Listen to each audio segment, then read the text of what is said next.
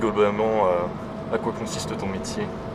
Alors mon métier et le métier de mon équipe est un métier de conseil en insertion professionnelle ou conseil en évolution professionnelle, on l'appelle ainsi aussi aujourd'hui. C'est un métier qui n'est pas sédentaire, c'est un métier d'itinérance sur le département sur lequel nous intervenons. Notre cœur de métier est l'accompagnement des personnes en situation de handicap afin de leur permettre de retrouver leur place sur le marché du travail ordinaire. Ainsi, on répond également aux besoins des entreprises qui ont des besoins de recrutement.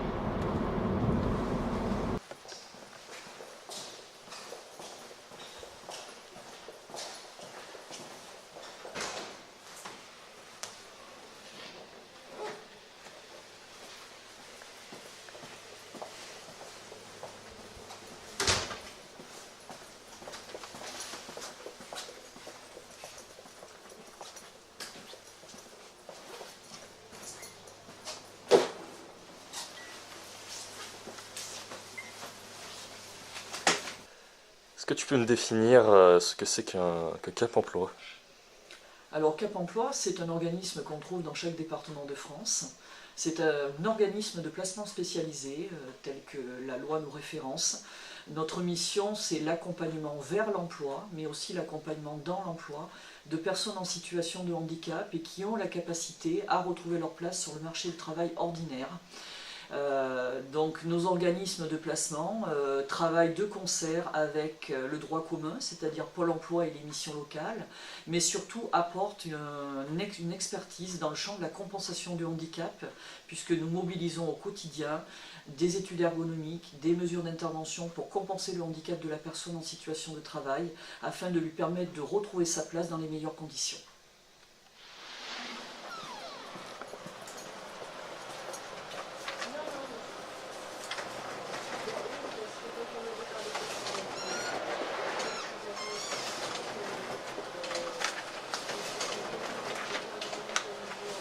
Est-ce que tu peux nous expliquer pourquoi tu as choisi ce métier? Est-ce que c'était une opportunité, le hasard ou alors un choix personnel? Alors plutôt un choix personnel. Moi je suis issu d'une formation de travailleur social à l'origine, assistante sociale pour ne pas la nommer. Mais je souhaitais exercer un métier qui prend en charge de façon plus globale la demande de la personne qui avait un besoin d'aide. Et naturellement, je suis arrivée sur ce métier car j'avais réalisé un stage long auprès de personnes en situation de handicap au cours de mes études. C'est ce qui a été d'ailleurs l'élément déclenchant pour ce recrutement il y a 22 ans en arrière. Le métier d'insertion n'était pas forcément celui que je connaissais, mais progressivement je me suis formée au droit du travail, à la législation du travail et aux différentes formes de réalité du monde économique et de service public de l'emploi, afin de toujours mieux accompagner le public que j'avais en charge, puisque nous nous adressons à différentes personnes, à différentes formes de déficience. Donc je me suis formée également en continu aux différentes formes de déficience et de handicap. Voilà. Il y en a plus parce que je les ai tous contrôlés. D'accord, non mais moi C'est Laurent qui a récupéré je vais enfermer. cette colonne là pour ranger les dossiers du personnel. Et oui, pour de l'office. De l'office.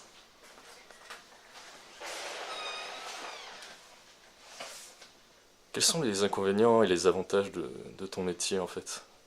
Bon, je ne sais pas si on peut parler d'avantages ou d'inconvénients, plutôt de ce qui est plaisant et de ce qui l'est moins. Alors, ce qui est plaisant, et à mon avis, il faut l'être, il faut être un peu altruiste pour exercer ce genre de métier, c'est-à-dire qu'il faut être dans l'empathie et dans l'écoute de l'autre. Ce qui est moins plaisant, c'est la difficulté parfois à trouver la solution qui va correspondre à la personne, puisque nous adressons à tout type de déficience et que malheureusement encore, le monde du travail n'est pas prêt à insérer, ou plutôt à inclure, c'est le terme aujourd'hui qu'on emploie, à inclure ce type de personnel dans leurs effectifs. Bon, si elle apporte vraiment Non mais ils vont pas un l'oublier. plus, ils ne vont pas l'oublier. Non, parce Voilà, qu'effectivement ils la veulent, il n'y a pas de...